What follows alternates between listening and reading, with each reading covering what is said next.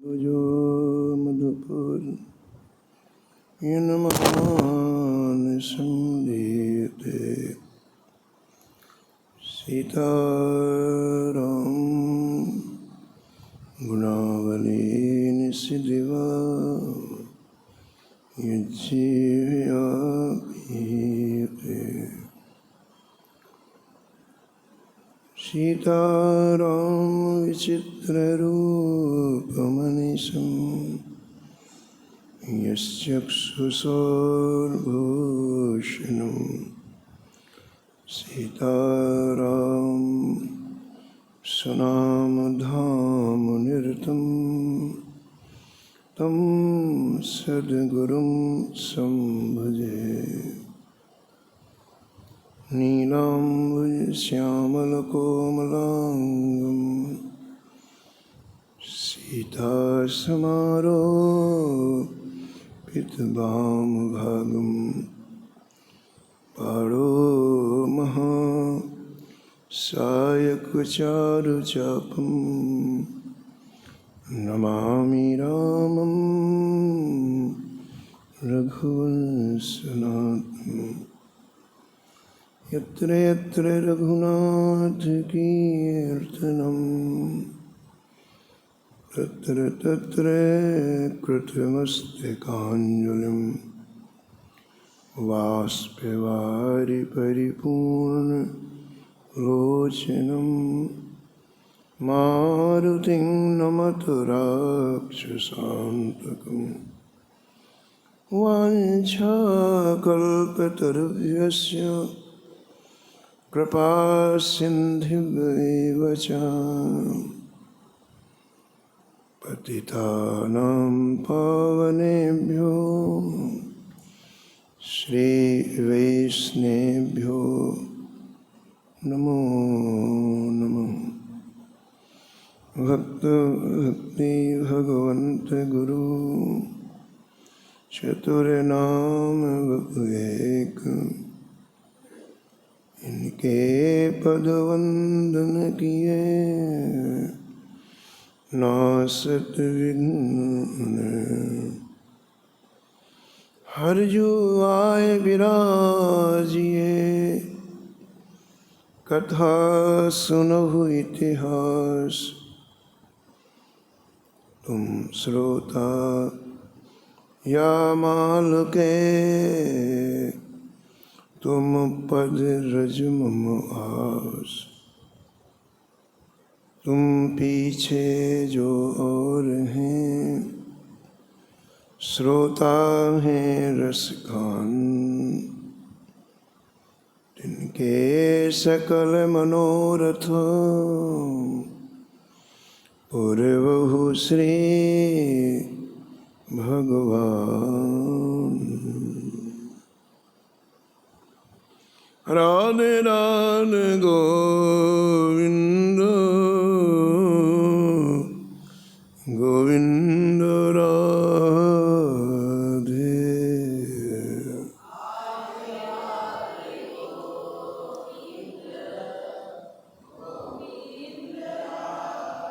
राधे राधे गोविंद गोविंद राधे।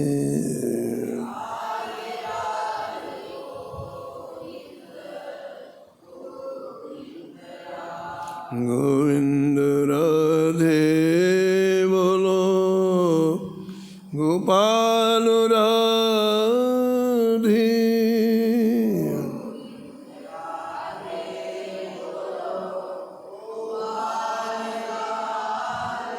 गोविंद राधे बोलो गोपाल राधे।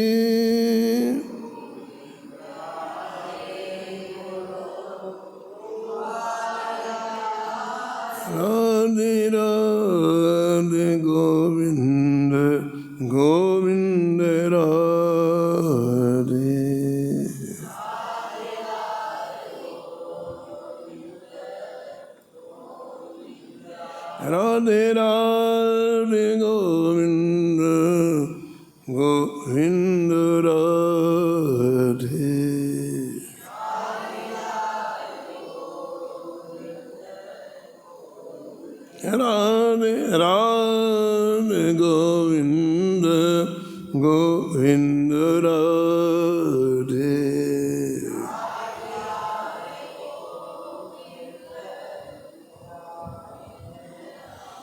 गोविंद राधे बोलो गोपाल राधे।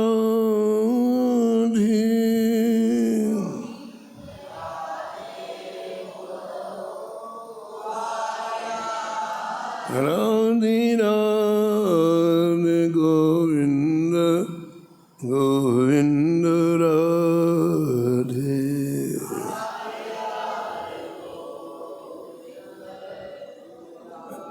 राधे राधे गोविंद गोविंद राधे।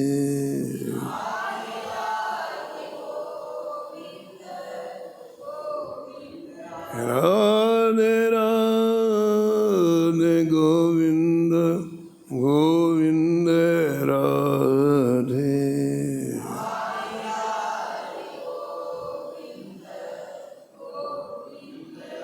श्री जानकी वल्लभ लाल की, श्री मंगल मूर्ति हनुमान जी महाराज की, सपरिकर श्री भक्तमाल जी की, सब संत भगवान की, श्री स्वामी अग्रदास जी महाराज की, श्री नाभाजी महाराज की, श्री प्रियादास जी महाराज की, श्री वृंदावन धाम की, श्री बांके बिहारी लाल की, श्री राधा वल्लभ लाल की, श्री गिरिराज जी महाराज, श्री यमुने महारानी की, श्री राम नाम महाराज की, श्री महाराज जी की जय जय श्री राम।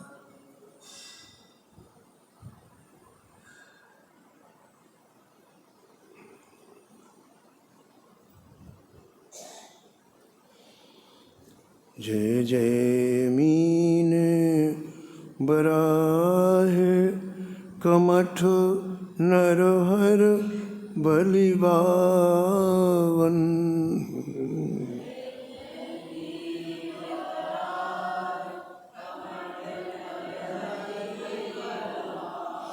परशुराम रघुवीर कृष्ण कीरति जग पावन।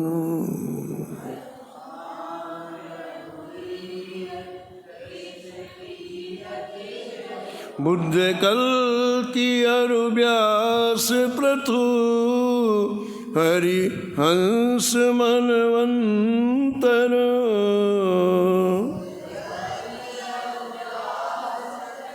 हरि हंस मनवंतर यज्ञ ऋषभ हयग्रीव ध्रुव वरुदेन धन्वंतरी।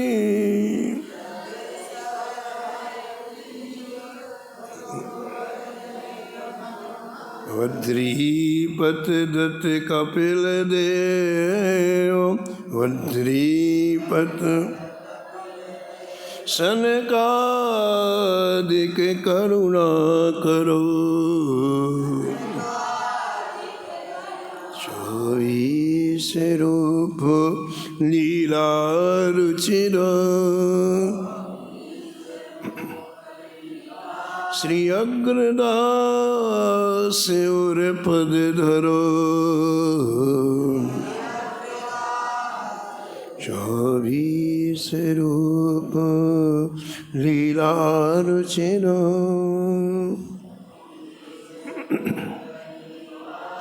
श्री अग्रदास और पद धरो।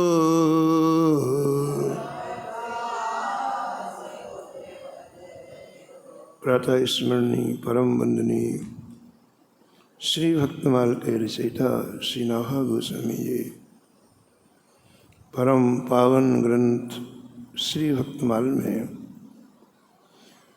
ग्रंथ के प्रारंभ में श्री ठाकुर जी के 24 अवतारों का स्मरण किया है।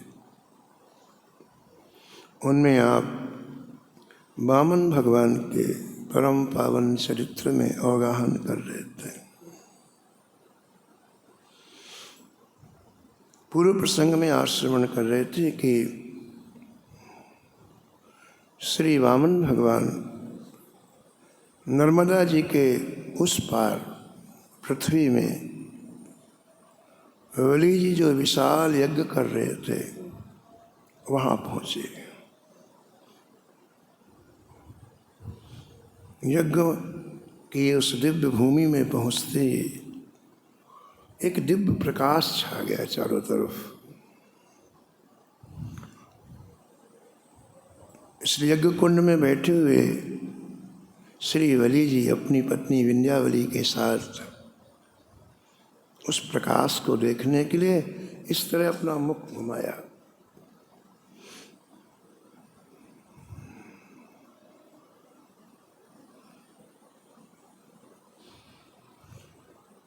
और शुक्राचार्य जी से कहा, वही यज्ञ करा रहे थे शुक्राचार्य जी, असुरों के गुरु शुक्राचार्य जी ने कहा, कोई विशिष्ट व्यक्ति आ रहे हैं, आप थोड़ी देर के बाद यज्ञ प्रारंभ कराइए। तो शुक्राचार्य जी ने भी देखा। शुक्राचार्य जी ने कहा, पता ये कौन है? तो राजा बलि ने कहा कि इतना तेज या तो इंद्र में हो सकता है, या वरुण में हो सकता है, या अग्नि में हो सकता है, लेकिन मुझे लगता है कि इनसे बढ़ कर के कोई हैं। ऐसा लगता है कि साक्षात ब्रह्मा जी हैं, ऐसा लगता है कि साक्षात शंकर जी हैं, इनमें से कोई हैं। शुक्राचार्य जी बोले, ये साक्षात विष्णु है, विष्णु, इससे सावधान रहना, सावधान रहना, इनकी बात नहीं मानना। लेकिन गुरु जी की बात का कोई असर नहीं पड़ा बलि जी को। यदि साक्षात विष्णु है तो मेरा कितना बड़ा सौभाग्य है। रोम रोम खिल गया। भक्त की यही पहचान है। किसी महापुरुष का स्मरण करते ही रोमांचित शरीर हो जाता है, वाणी गदगद हो जाती है, हृदय प्रफुल्लित हो जाता है। राम भगत प्रिय लागहि जेहि, राम भगत प्रिय तेहि और बसहु सहित वैदेही, और बसहु सहित वैदेही। भगवत रस में डूबे हुए संत को देख करके आपका हृदय रोम रोम खिल जाए, हृदय प्रफुल्लित हो जाए। तो आदि कवि वाल्मीकि जी कहते, इतने मात्र से हे नाथ आप उनके हृदय में निवास करो। ये बहुत सौभाग्यशाली, जिन्हें आपके प्रेमी संत अच्छे लगते हैं। जब उनके लिए ऐसा लिखा है तो भगवान के लिए क्या बात है। जो भगवान का दर्शन, ये भगवान है, ऐसा जब शुक्राचार्य जी ने कहा तो आपके मन में आज मैं कितना सौभाग्यशाली हो गया, भगवान यहाँ पर आए। तुरंत अपने हाथ से, यज्ञ में गठबंधन होता है पति पत्नी का, अपने हाथ से गठबंधन खोला, दौड़ करके ठाकुर जी के पास गए। सेवकों को आज्ञा दी, पावड़े बिछाओ, बड़े सुंदर पावड़े जो अत्यंत नरम हो, पावड़े बिछाए गए, पुष्पों की वृष्टि की गई, जय जयकार की गई। दिव्याति दिव्य सिंहासन में श्री वामन भगवान को विराजमान किया है। राजा बलि ने षोडशोपचार पूजन किया है,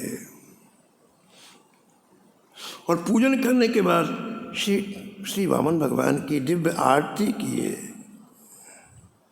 और हाथ जोड़ करके अपने सौभाग्य की प्रशंसा की है।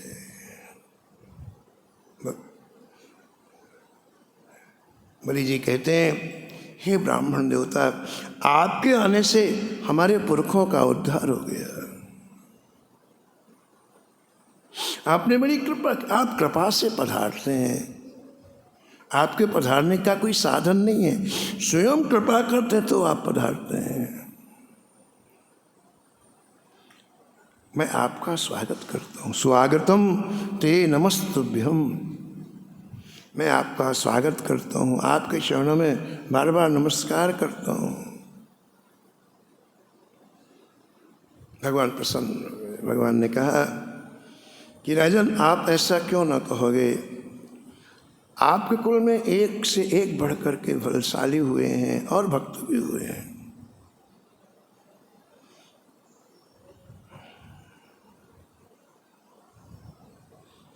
इसलिए आपके मुख से ऐसी बात शोभा देती। आप कोरी बात नहीं कह रहे हैं, आप अपनी वंश की परंपरा के अनुसार ही बात कह रहे हैं। राजा बलि ने कहा, जय जय, मैं आपकी क्या सेवा करूं? ब्रह्मण किं करवाम ते, मैं आपकी क्या सेवा करूं? तो भगवान बलि भक्त, जो वामन भगवान बलि की तरफ देख करके कहा, हम तो संतोषी ब्राह्मण हैं, हमें जितनी आवश्यकता होती है उतना ही हम मांगते हैं। हमें आप केवल 3 पग पृथ्वी दे दो। कितनी? 3 पग पृथ्वी दे दो। शुक्राचार्य जी वहीं खड़े थे।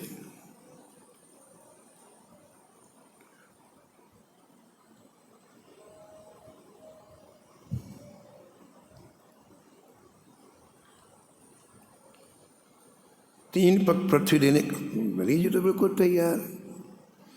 3 पग पृथ्वी का संकल्प कर लिया बलि जी ने। शुक्राचार्य बोले, अरे क्या कर रहा है तू?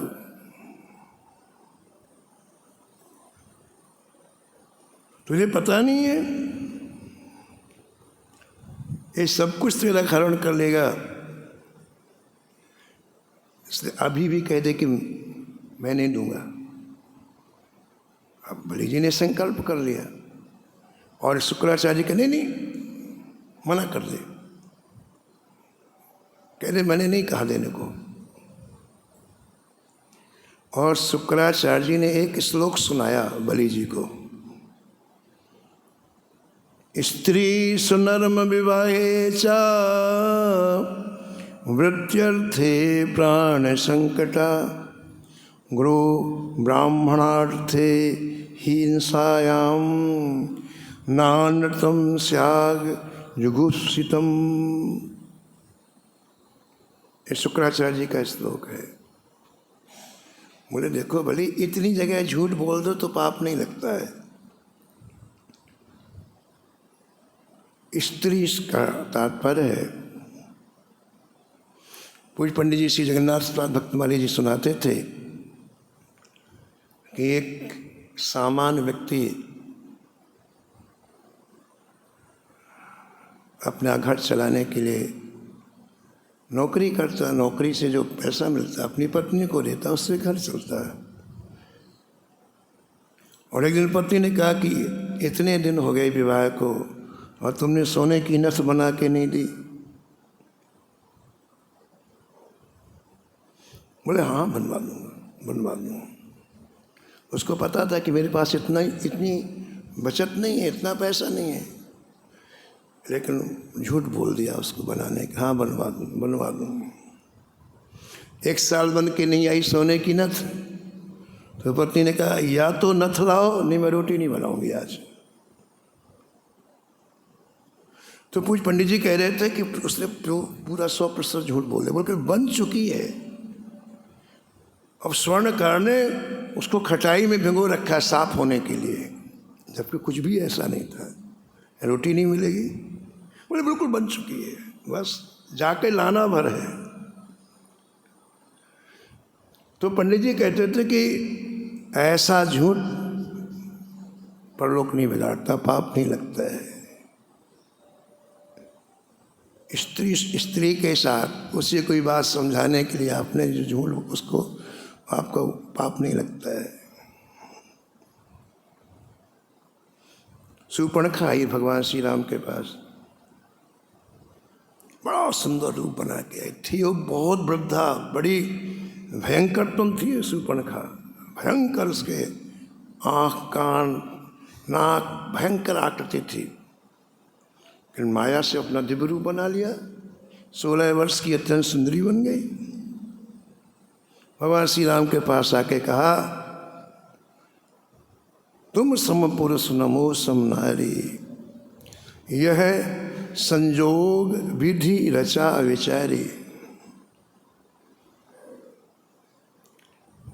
तुम्हारे शरीर के कोई सुंदर पुरुष नहीं है और मेरे शरीर के कोई सुंदर स्त्री नहीं है, और हमारा ये दोनों का मिलना ब्रह्मा के लेख के द्वारा हो रहा है।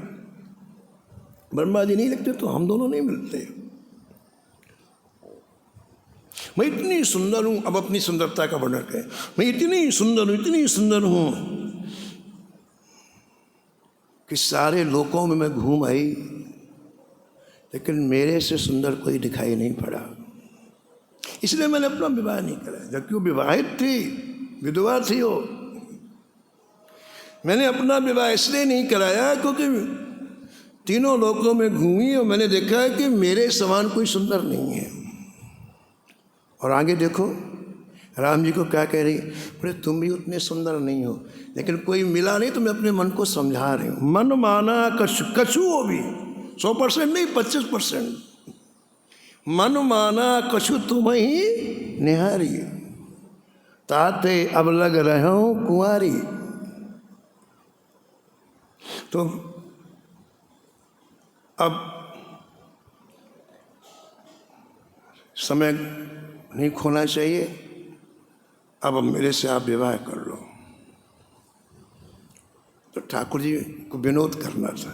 ठाकुर जी रिलैक्स मूड में थे, रिलैक्स मूड होता है आराम से, तो ठाकुर जी को विनोद करना था। ठाकुर जी ने कहा तुम बहुत अच्छा कह रही हो, लेकिन देखो हमारा विवाह हो गया है। हमारे मामांग में तो श्री जी बैठी हैं, कसौरी जी बैठी हैं। एक काम करो, हमारा वो जो छोटा भाई ना, वो देखो वहाँ खड़ा हुआ है कुटिया के पास, वो कुमार है। अब ठाकुर जी बिल्कुल 100% झूठ बोल दिए। लक्ष्मण जी का तो विवाह हो चुका था, बोले वो कुमार है, उसके पास जाओ, हमारा तो विवाह हो चुका है, उससे विवाह कर लो। अब देखो परीक्षा थी शूर्पणखा की। महाराज जी कहते थे श्रीमद्दास जी महाराज कि यदि शूर्पणखा डटी रहती, नहीं जाती लक्ष्मण जी के पास, तो कुछ ना कुछ ठाकुर जी उसको कुछ ना कुछ तो करते। लेकिन अंदर की जो वृत्ति थी वो तो ठीक थी नहीं, तो चली गई लक्ष्मण जी के पास। तो लक्ष्मण जी ने वहाँ से ठाकुर जी को देखा। अब कोई बात नहीं की, ठाकुर जी की आंखों में देखा। लक्ष्मण जी समझ गए कि ठाकुर इस समय रिलैक्स के मूड में, विनोद के मूड में, सब इशारे से पता चल जाता है। तो लक्ष्मण जी ने कहा, अरे सुंदरी, तुम थोड़ा विचार करो, पढ़ी लिखी समझदार हो तुम। श्री राम जी मालिक हैं, स्वामी हैं, हम दास हैं। विवाह करने की कोई बात नहीं, लेकिन थोड़ा विचार तो करो। अगर तुम हमसे विवाह करोगी, तुम्हारा नाम दासी बन जाएगा। हम दास हैं, तुम्हारा नाम दासी बन जाएगा। और राम जी से विवाह करोगी तो राजा है, तुम्हारा नाम रानी पड़। बोले हाँ ठीक है। फिर गई वापस फिर राम जी के पास वापस गई।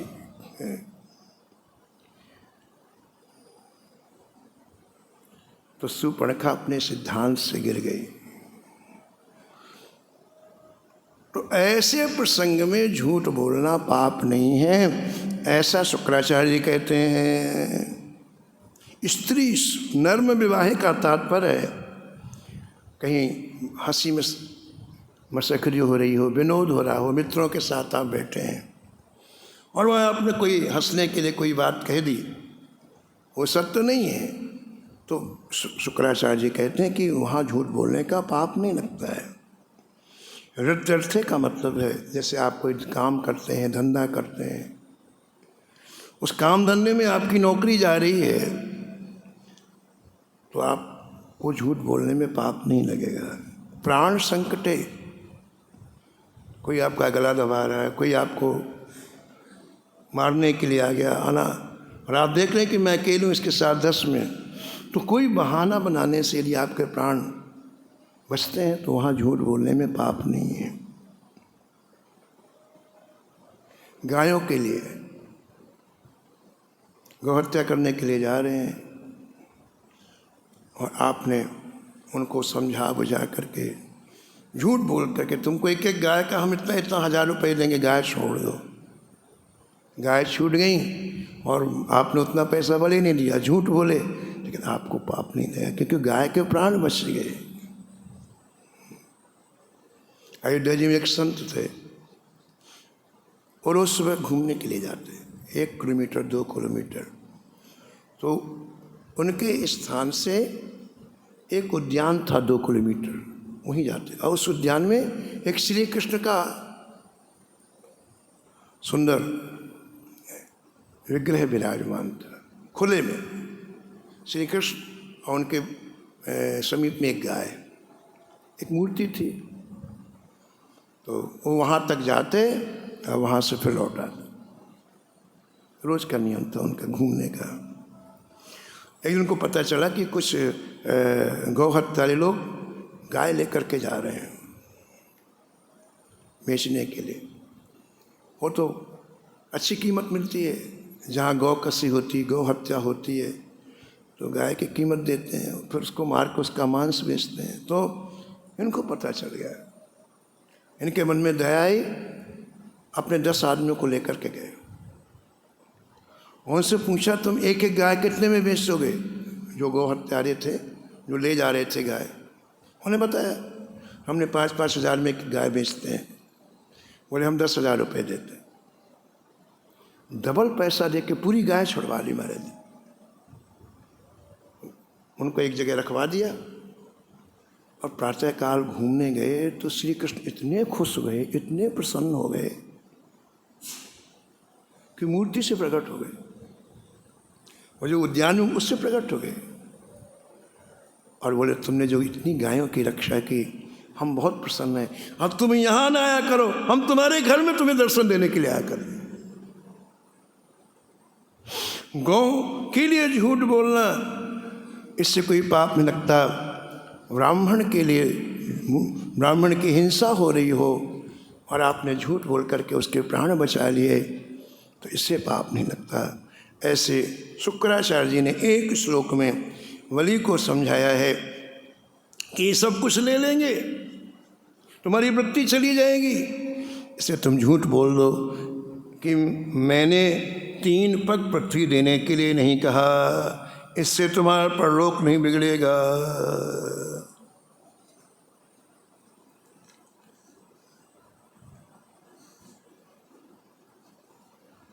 यहाँ तक बोले शुक्राचार्य जी कि तुम जानते ना, मैं जानता हूँ, ये 2 पग में ही सब कुछ नाप लेंगे, पीछे झगड़ा हो जाएगा। मतलब जितना भी समझाना था शुक्राचार्य अपने शिष्य का पक्ष लेकर के शास्त्र की रीति से स्वयं उपदेश दे करके बलि जी को समझाया। लेकिन बलि जी कहने में एक बात बैठ गई कि गुरु जी कह रहे हैं कि भगवान विष्णु हैं और भगवान तो वामन के रूप में आए थे। तो जब भगवान ही आए हैं और भगवान कौन है? कर्तुम अकर्तुम अन्यथा कर्तुम समर्था सा ईश्वर। जो सब कुछ करने में समर्थ है उन्हीं को तो भगवान कहते हैं। तो यदि भगवान आए ही हैं और मैं नहीं भी दूंगा, एक थप्पड़ मार के ले लेंगे। ये भगवान है और मैं नहीं, एक थप्पड़ मार के ले लेंगे। तो जब ये हाथ फैला रहे हैं तो मैं दाता क्यों ना बन जाऊं, दे कुछ न दूं। मेरा बहुत बड़ा यश भी हो जाएगा कि मैंने भगवान को दिया है। तो फिर बलि जी ने ऐसा सोचा मन में, फिर उत्तर दिया गुरु जी को, शुक्राचार्य जी को। कहा गुरु जी मैं तो दूंगा।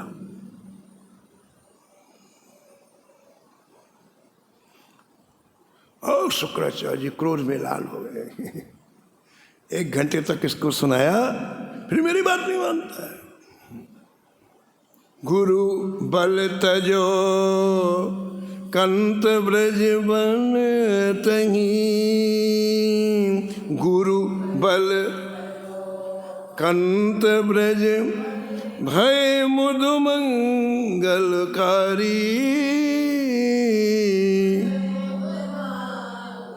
प्रिय न राम वेद ही जाके,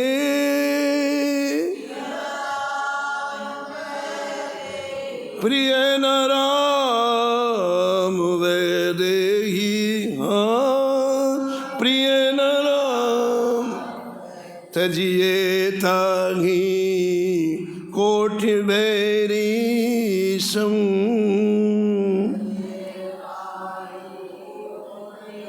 यद्यपि परम स्नेही, हाँ यद्यपि प्रिय न राम वेद ही जाके, प्रिय न राम वेद ही।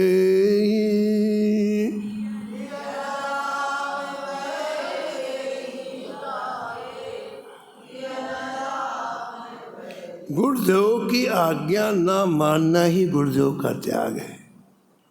यहाँ कोई बलि ने थोड़ी कहा कि हम आपको यहाँ से जाने के लिए कहे, कुछ नहीं, केवल आज्ञा नहीं माननी। ईश्वर को गोस्वामी जी कहते हैं गुरु बल तजो, महापुरुषों की आज्ञा ना मानना ही उनका त्याग करना है। लाठी डंडा लेके मारना नहीं, गाली नहीं, उनकी आज्ञा ना मानना ही उनका त्याग करना है। तो खींच गए शुक्राचार्य, और खींच करके वहीं महाराज हाथ में जल लेकर के श्राप दे दिया, जा तेरी संपूर्ण श्री नष्ट हो जाए, तेरी संपूर्ण लक्ष्मी चली जाए। लेकिन धन है बलि को, सांप ले लिया लेकिन भगवान को नहीं छोड़ा है, सांप स्वीकार कर लिया। महाराज भगवान के सामने आए बलि, हाथ में संकल्प लिया, जल लिया। यज्ञ में कई ब्राह्मण आए थे, पुरोहित आए थे, संकल्प बोला और जल जैसे ही भगवान के हाथ में दिया, हाथ में जल पड़ते ही भगवान त्रिविक्रम शरीर धारण कर लिया। त्रिविक्रम का मतलब भगवान सब लोग में दिखाई पड़ने लगे, इतना बड़ा शरीर हो गया। जितने लोग थे सब जगह भगवान दिखाई पड़ने लग गए। भगवान बोले राजन नाप ले 3 पग। बलि ने कहा नप गया। इतना बड़ा रूप देख के बोले महाराज नप गया, अब काहे को कष्ट करते हैं। बामन भगवान अपना बायां चरण उठाया, बायां चरण भगवान का ब्रह्मलोक तक पहुंचा। अंतिम लोक ब्रह्मलोक है, ऐसा चरण उतना ऊंचा। 7 लोक ऊपर हैं, 7 लोक नीचे हैं। पृथ्वी के ऊपर 6 लोक और पृथ्वी को मिला के 7 लोक। तो वो चरण ब्रह्मलोक तक पहुंचा। पूज्य महाराज जी कहते थे कि प्रत्येक लोक के बीच में 10-10 हजार योजन की दूरी है। 10,000 योजन मतलब कितना हो गया बताओ? 80 लाख मील, 80,000 लाख मील। 10 योजन का तात्पर्य 80,000 लाख मील। तो इतना अंतर है। तो जब ब्रह्मा जी के लोक में भगवान के चरण पहुँचे तो ब्रह्मा जी ने तुरंत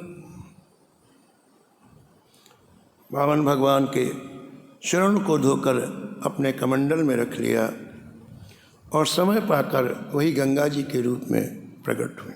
ऐसा भी किसी पुराण में लिखा हुआ है।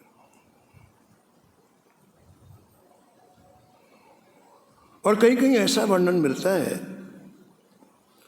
कि 7 आवरण हैं इस ब्रह्मांड में। उन आवरण में 7 पर्दे हैं। एक जल का पर्दा है, एक अग्नि का है, एक वायु का है। ऐसे प्रत्येक ब्रह्मांड में इनका इनका इनका एक पर्दा होता है। इसके बाद दूसरा ब्रह्मांड आएगा।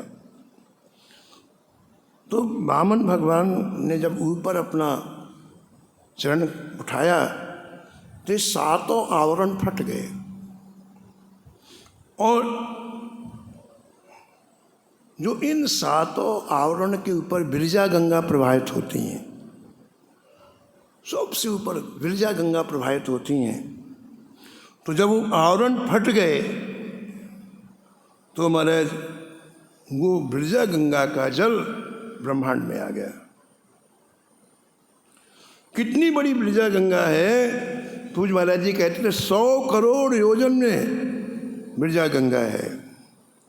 और ये जो 7 समुद्र दिखाई पड़ते हैं ना पृथ्वी में, ये विरजा गंगा के 7 बेटे हैं। तो जो विरजा गंगा का जल वहाँ से नीचे आया, आवरण फटने से ब्रह्मा जी ने उस विरजा गंगा के जल को अपने कमंडल में रख लिया और बाद में समय आने पर उसी से गंगा जी प्रकट हो गई। जिन चरणन से निकसी सुर सरी,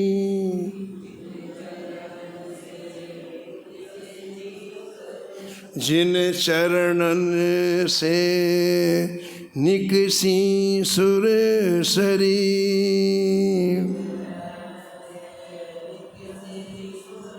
शंकर जटा समाई,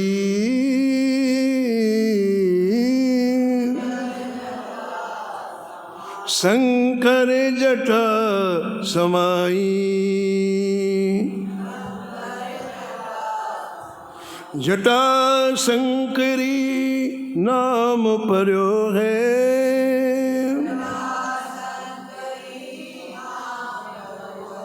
प्रभु अनुतारन आई। हाँ भज मनो राम चरण सुखदाई, जग मनो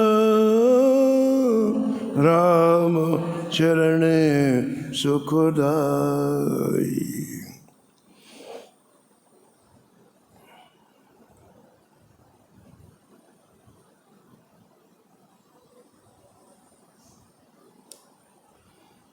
तो 2 पग में सब कुछ नाप लिया वामन भगवान ने। अब कहा तीसरा पग कहाँ रखूं? जब बलि जी कुछ नहीं बोले तो आपने गरुड़ जी को आज्ञा दी, इसे बांध लो।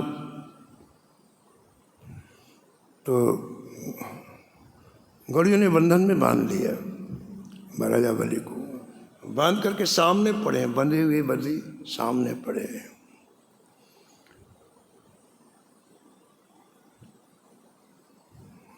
तो हमारे दैत्यों को बड़ा बुरा लगा, हमारे राजा को बांध दिया।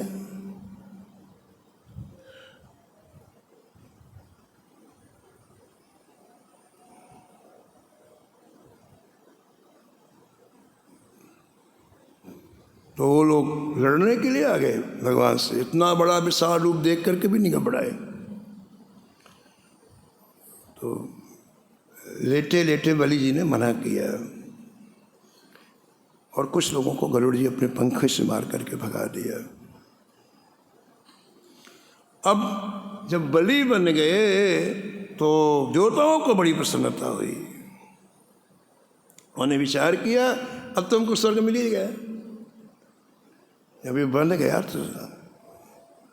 और गोस्वामी जी देवताओं को स्वार्थी कहते हैं, आए देव सदा स्वार्थी।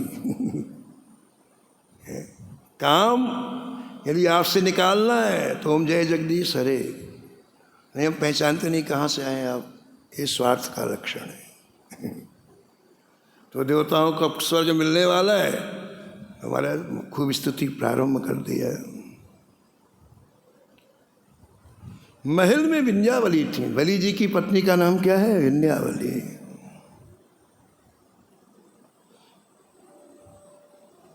उनको पता चला कि पति जो बंधन में पड़े हुए हैं, तो वो अपने महल से पति जो के पास आई चल करके।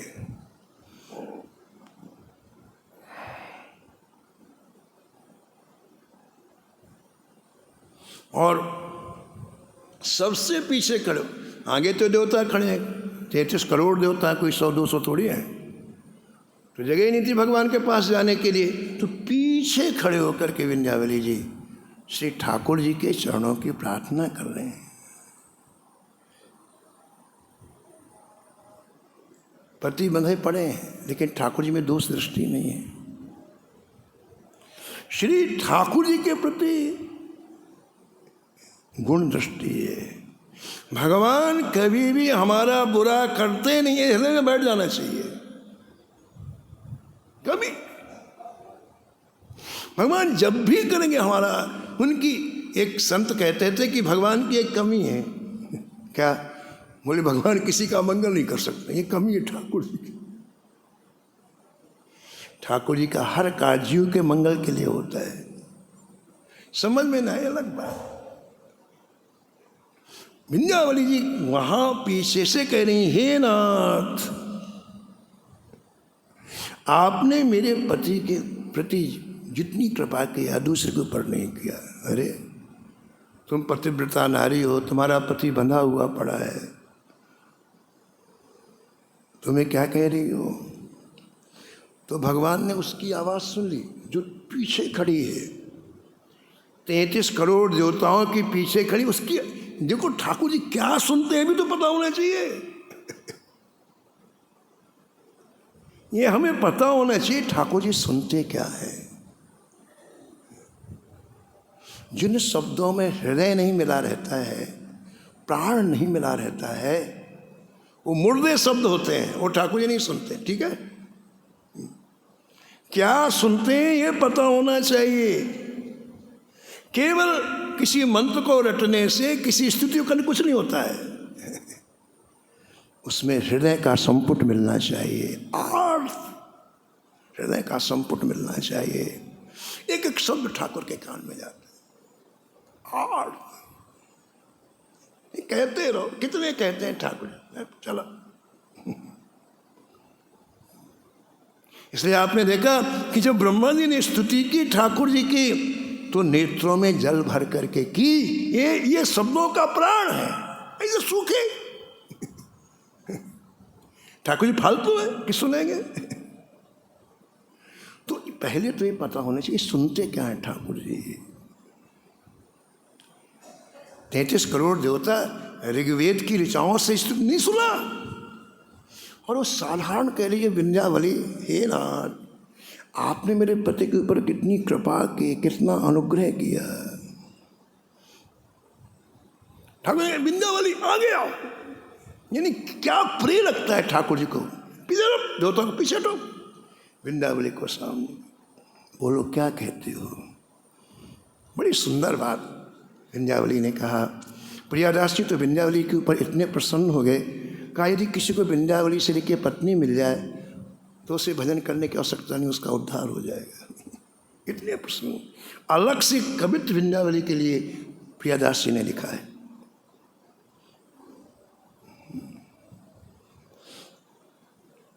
त्रिभुवन छीन लिए, दिए बैरी देवता। प्रियदास लिखते हैं, त्रिभुवन छीन लिए, दिए बैरी देवता। प्राण मात्र रखे, हरि आनो नहीं अवगुणी। प्राण मात्र रखे, हरि आनो, सब कुछ छीन लिया, केवल शरीर में प्राण बचे हैं। लेकिन धन्य विंध्यावली, श्री ठाकुर जी में दोष दृष्टि नहीं आई। ऐसा थोड़ी होता है।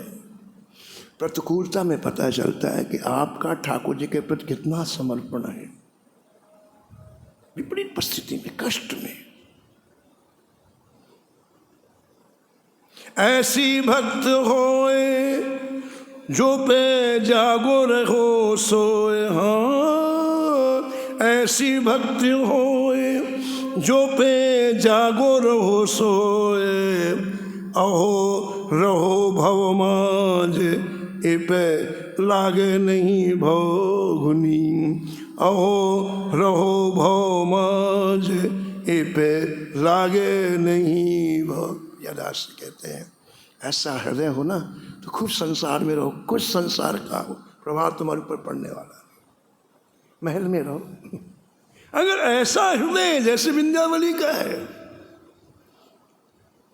तो समीप में आ गई जब विंध्यावली, तो समीप में आकर के क्या कहा? कहा जय जय, पतिदेव की कितनी बड़ी गलती है। जब श्री शुक्राचार्य जी गुरुदेव ने कह दिया कि ये भगवान है, तो फिर ये देने वाला नाटक क्यों किया? जब भगवान है तो चुपचाप आपको सिंहासन में बैठ करके हाथ जोड़ कहते, प्रभु मुझे क्या आज्ञा है, आप संभालो अपना। ये कह रही विंध्यावली जी, इनके अंदर जो अभिमान था, मैं देने वाला हूं,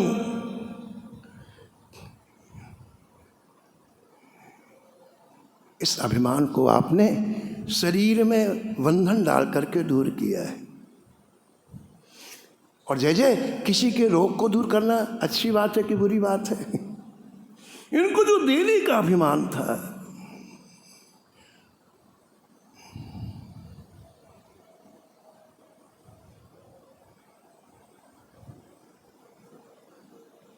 तो मुझे विंध्या जी के मुझे 100 गुना सुख हो रहा है। आपने मेरे पतिदेव का अभिमान नष्ट कर दिया, तो मुझे इतनी प्रसन्नता हो रही। विंध्यावली करी, मेरे पास शब्द नहीं। उदाहरण दिया विंध्यावली ने, जैसे कोई राजा है, उसका बहुत बड़ा बगीचा है, बहुत बड़ा, उसमें अनेक तरह के फल होते हैं, अनेक तरह के पुष्प होते हैं, और उसने मालियों की नियुक्ति कर दी, कर्मचारियों की नियुक्ति कर दी। और जब कभी राजा के मन में आया बाग देखने के लिए, बाग में आया और माली कहे कि लो मैं आपको आम के फल दे रहा हूं। अरे वो तो मालिक है बाबा, उसे क्या देगा माली? माली कहे मैं पुष्प दे रहा हूं, तो दंड का पात्र होगा कि नहीं होगा? होगा। इसी तरह से इन्होंने गलत काम किया। आपको स्वरूप पहचानने के बाद इन्होंने जो ये देने वाला नाटक किया, इनका अभिमान था, और आपने इन्हें बंधन में करके इनके अभिमान को दूर किया है। अब बलि जी भी सुन रहे हैं कि हमारी पत्नी ऐसा कह रही, वो तो वहीं बंधे पड़े हैं। लेकिन देखो, जब अभिमान नहीं होता ना, तो हमें अच्छी बात अच्छी लगती है, बुरी बात बुरी लगती है। यदि आपको अच्छी बात अच्छी ना लगे, समझना हमारा अभिमान सामने आ गया। और अभिमान जब गलित हो जाता है तो हमारे हर व्यक्ति की बात जो हमारे हित की अच्छी लगती है, तो बलि जी को बड़ी खुशी हो। बलि जी को तो गुस्सा करने आए, मेरे विरोध में बोल रही है, लेकिन नहीं, अब अभिमान नहीं है, तो अपनी पत्नी की बात सुन करके बलि जी अत्यंत प्रसन्न हुए। किसी वक्त से कोई यदि गलती हो जाए और आप याद दिलाओ तो बड़ा खुश होता है। अरे भैया, अब मेरे से बुद्धि पता नहीं कहाँ चली गई थी, अच्छा हुआ तुमने याद, अब भविष्य में मैं ऐसा कभी नहीं करूँगा। और सामान्य व्यक्ति से कहा मुझको ऐसा किया, अभी तेरे को बता दो, वो गला काटने के लिए तैयार हो जाएगा।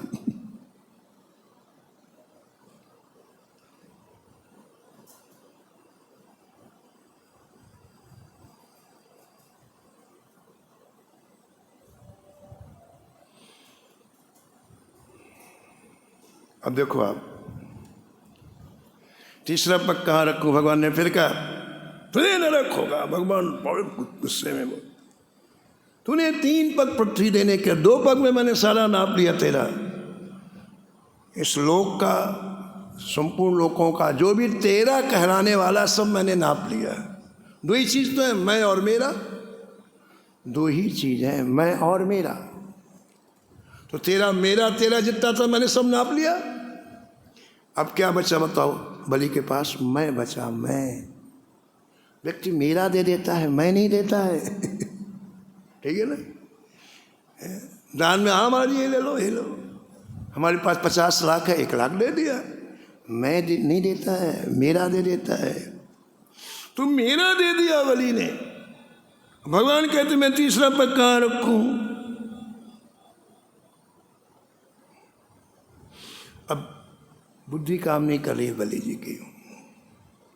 विंध्यावली पास में आई और कान में कहा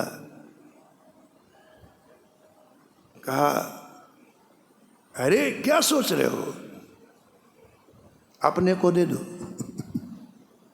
कह दो तीसरा पग मेरे सिर पर रखो। सिर पर रखने का तात्पर्य अपने आप को देना, मैं को देना। मेरे सिर पर रख दो तीसरा पग।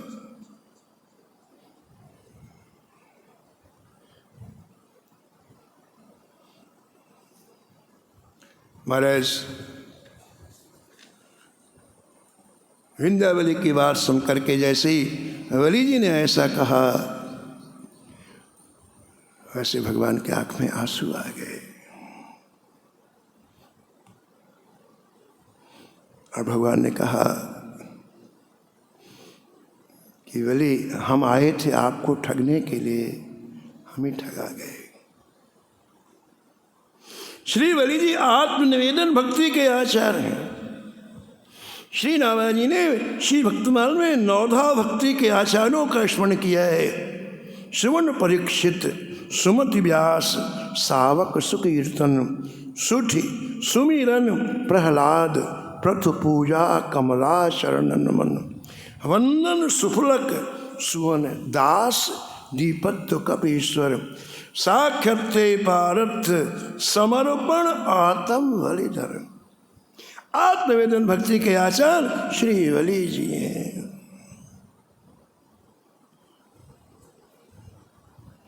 बलि जी ने अपना सिर झुकाया। भगवान ने तीसरा पद रखने के लिए कहा है और भगवान महाराज बलि के ऊपर अत्यंत प्रसन्न हुए हैं। और प्रसन्न होकर के भगवान ने बलि जी की तरफ देखा है। भगवान जब प्रसन्न होते हैं तो भगवान वरदान मांगने को कहते हैं। बलि मैं बहुत प्रसन्न हूं, तुम वरदान मांगो। अब भगवान छोटे हो गए। पहले तो बड़े त्रिविक्रम थे, लेकिन जब भगवान प्रसन्न हुए तो फिर छोटे से बामन हो गए भगवान। जब भगवान ने कहा वरदान मांगो तो बलि बोले ये छोटा सा रूप मुझे बहुत अच्छा लगता है। जैसे आप जिस रूप में आए थे ये रूप मुझे बहुत अच्छा लगता है। मेरी एक इच्छा है जय जय कि आप इसी रूप से हमारे दरवाजे में खड़े रहें। मैं जब आऊं तो आपका दर्शन करूं, जब निकलूं तो मैं आपका दर्शन करूं। भगवान कितने सहज और सरल है। जीव जो कुछ भी मांगता है, कपट न हो, भगवान सब कुछ देने को तैयार हो जाते। भगवान ने एवं वस्तु कहा। बोले देखो बलि, अभी तुम सुतल लोक में जाओ। सुतल लोक में मैं द्वारपाल बनकर तुम्हारी रक्षा करूंगा। मैं दरवाजे में खड़ा रहूंगा। बड़ा भारी महल सुतल लोक में बलि को मिला है और ऐसा वर्णन आता है, पूज्य महाराज जी सुनाते थे कि रावण जब संपूर्ण लोकों में विजय प्राप्त कर ली तो सुतल लोक गया। सुतल लोक में विजय प्राप्त करने के लिए रावण गया है। वामन भगवान वहाँ खड़े थे, वो तो बलि से युद्ध करने के लिए गया था।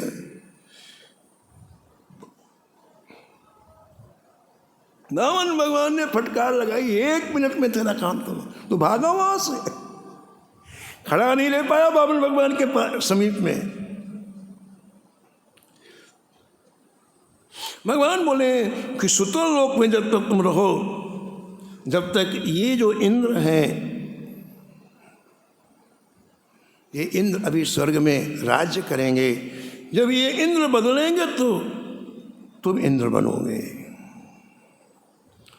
21 चौकड़ी का एक मनवंतर होता है, एक मनवंतर का राज्य होता है इंद्र का।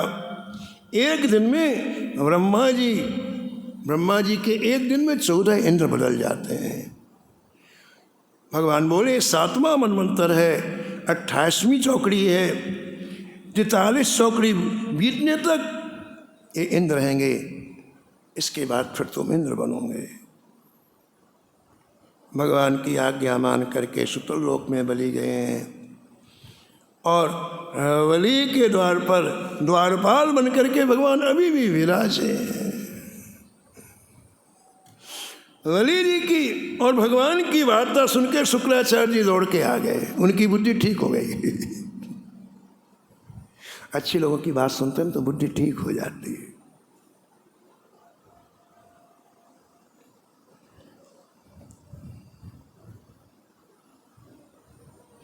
भगवान के पास आके खड़े हो गए शुक्राचार्य जी हाथ जोड़ करके।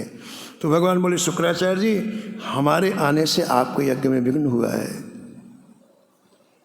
इसलिए अब आप यज्ञ की पूर्णाहुति कर दो, अब हम जा रहे हैं।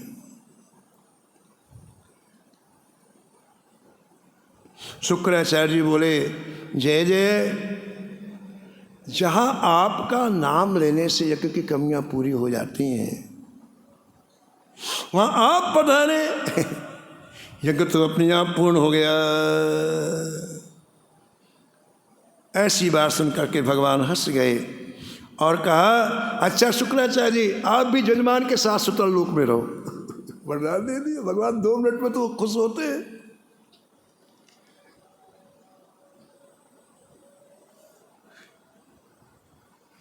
अब सुतल लोक में चले गए बलि और 33 करोड़ देवता भगवान को लेकर स्वर्ग में पहुंचे। किनको? वामन भगवान को। 33 करोड़ देवताओं ने वामन भगवान को उपेंद्र के पद पर अभिषिक्त किया है। उपेंद्र, इंद्र और उपेंद्र यानी इंद्र के छोटे भाई।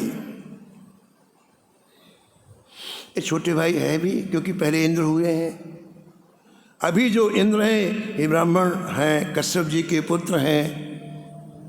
सभी इंद्र ब्राह्मण नहीं होते, बदलते रहते, लेकिन ये अभी ब्राह्मण है।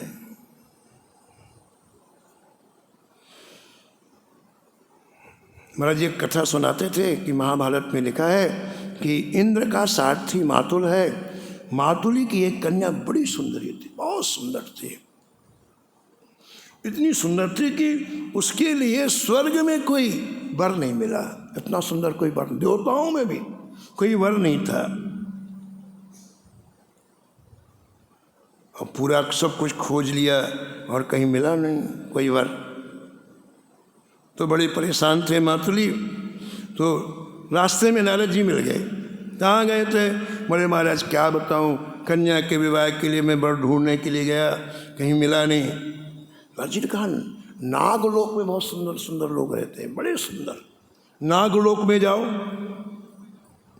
तो नागलोक में महाराज वो नाग सुंदर राजकुमार का रूप धारण कर लेते, बड़े सुंदर। तो एक नाग कुमार को इतना सुंदर देखा, मातुली ने तुरंत टीका कर दिया अपनी बेटी के विवाह के साथ। उस नाग कुमार का बाबा बोला, यानी पिताजी का पिताजी, अरे भैया इसका टीका मत करो विवाह के लिए, तुम्हारी लड़की विधवा हो जाएगी। गरुड़ जी ने यहाँ आकर के एक नियम बना दिया है हर घर से उनको खाने के लिए एक नाग जाएगा। तो इसकी पारी आ रही है कल, ये गरुड़ जी के पास जाएगा, गरुड़ जी खा लेंगे, तुम टीका कर रहे हो और वो विधवा हो जाएगी तुम्हारी बेटी। मातृ ने कहा कोई बात नहीं, हम सब काम बना लेंगे। वापस मातुरी इंद्र के पास आया है और कहा कि आप अपने छोटे भाई वामन भगवान से कह दो कि तो गरुड़ से कह देंगे तो गरुड़ नहीं खाएगा उस नाग को, मैंने उसका टीका कर दिया है अपनी बेटी के साथ में। तो इंद्र ने जाकर वामन भगवान से कहा, वामन ने कहा ठीक है कह देंगे। तो वामन भगवान ने गरुड़ जी को बुलाया कि देखो नागलोक में अमुक नाग को तुम नहीं खाना। गरुड़ जी को गुस्सा आ गया, कब किस तो गुस्सा आ जाए कुछ पता नहीं है महाराज। गरुड़ जी को गुस्सा आ गया, गुस्सा माने मोह, मोह छा गया। और गरुड़ जी बोले, हे विष्णु, एक तो मैं दिन भर तुम्हारी सेवा में रहता हूँ, एक वेतन भी नहीं लेता हूँ, 24 घंटे पीठ में चढ़ा के घूमता हूँ, कुछ वेतन भी नहीं लेता हूँ। और आप इतना मत दबाओ, हमारा खाना पीना बंद मत करो, एक हद होती है दबाने की। आप इतना मत दबाओ, हमारा खाना पीना बंद मत करो। तो भगवान तो समझ जाते हैं ना कि कौन बोल रहा है, समझ जाते हैं। एक बार मथुरा में गुरुजी ने भांग खूब पी ली, खूब जम के, और जब भांग चढ़ी तो शिष्यों को कहा हमको जमुना जी में डाल दो। भांग तो भांग है ना, शिष्य उनको पढ़ाते थे, हाँ हमको जमुना जी में डाल दो। तो शिष्यों ने नहीं डाला, और कई बार कहा। तो उन्होंने कहा क्यों नहीं डालते हो? बोले गुरुजी आप नहीं बोल रहे, भांग बोल रही। आपकी आज्ञा मानी, भांग की आज्ञा कैसे मान रहे हो? तो गरुड़ जी समझ गए, भगवान समझ गए कि गरुड़ जी नहीं बोल रहा है, इनका मोह बोल रहा है। तो वामन भगवान ने अपना बायां हाथ गरुड़ जी की पीठ में रखा, बोले ओढ़ो। यही तो बोलता हूँ 24 घंटे ओढ़ो। अब महाराज पूरी ताकत लगा ली, लेकिन 1 इंच नहीं उठ पाए। अब पता चला कि मैं अपनी ताकत से सेवा नहीं कर रहा था, श्री ठाकुर जी करा रहे थे तो कर रहे। जहाँ पर कृपा करे नंद नंदन, जहाँ पर कृपा तासु करावे आपुन वंदन, तासु करावे। गरुड़ जी का अभिमान दूर हो गया, चरणों में गिरे, छपड़ा है, क्षमा मांगी और महाराज अपराध उनका दूर। तो वामन भगवान अभी भी स्वर्गलोक में विराजमान होकर के हम सभी का कल्याण कर रहे हैं। ऐसे वामन भगवान के चरणों में कोटि सादंडवत प्रणाम करते हुए वाणी को ही गिरा। जय जय श्याम, जय जय श्याम, जय जय श्री वृंदावन धाम।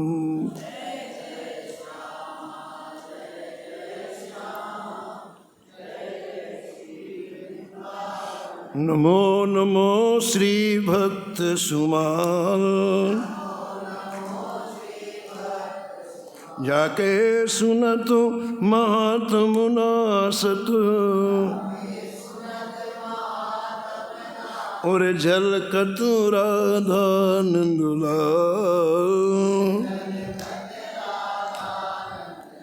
गदगद स्वर पुलकितो अंगु अंगनी, लोचन बरसत असु अनुजाल। उतरु जातु अभिमानु ब्याल विष, लेत जीवाय सुरसते काल। होते प्रीत हरि भक्त जनन सो, लेत शीघ्र हटि चरण प्रछाल, तजत कुसंग लेत सत्संगति, भाग जगत को अद्भुत भाल, निशिवासर सोवत अरु जागत, रोम रोम वे करत निहाल। श्री अग्रो नारायण दास प्रिया प्रिया, श्री अग्रो नारायण दास प्रिया प्रिया, प्रगति जीवन रसिक रसाल। नमो नमो श्री भक्त सुमाल। सीताराम सीताराम सीताराम सीताराम, जय जय राधे श्याम राधे श्याम राधे श्याम राधे श्याम, जय जय सीताराम सीताराम सीताराम सीताराम, जय जय राधे श्याम राधे श्याम राधे श्याम राधे श्याम, जय सीताराम सीताराम सीताराम सीताराम, जय जय राधे श्याम राधे श्याम राधे श्याम राधे श्याम, श्याम जय सीताराम सीताराम सीताराम सीताराम, हरि हरि, जय राधे श्याम राधे श्याम राधे श्याम राधे श्याम, जय सीताराम सीताराम, जय जय राधे श्याम राधे श्याम, सीताराम सीताराम, बोलो राधे श्याम राधे श्याम, सीताराम सीताराम, हरि हरि, राधे श्याम राधे श्याम, सीताराम सीताराम, राधे श्याम राधे श्याम, सीताराम सीताराम, बोलो राधे श्याम राधे श्याम, हाँ सीताराम सीताराम, बोलो राधे श्याम राधे श्याम, जय जय जय जय सीताराम सीताराम, हरि हरि, राधे श्याम राधे श्याम, हाँ सीताराम सीताराम, अब बोलो राधे श्याम राधे श्याम, जय जय सीताराम सीताराम, हरि हरि, राधे श्याम राधे श्याम, हाँ सीताराम सीताराम, अब बोलो राधे श्याम राधे श्याम, जय जय सीताराम सीताराम, जय जय राधे श्याम राधे श्याम, सीताराम सीताराम, राधे श्याम राधे श्याम। श्री जानकी वल्लभ लाल की। श्री मंगल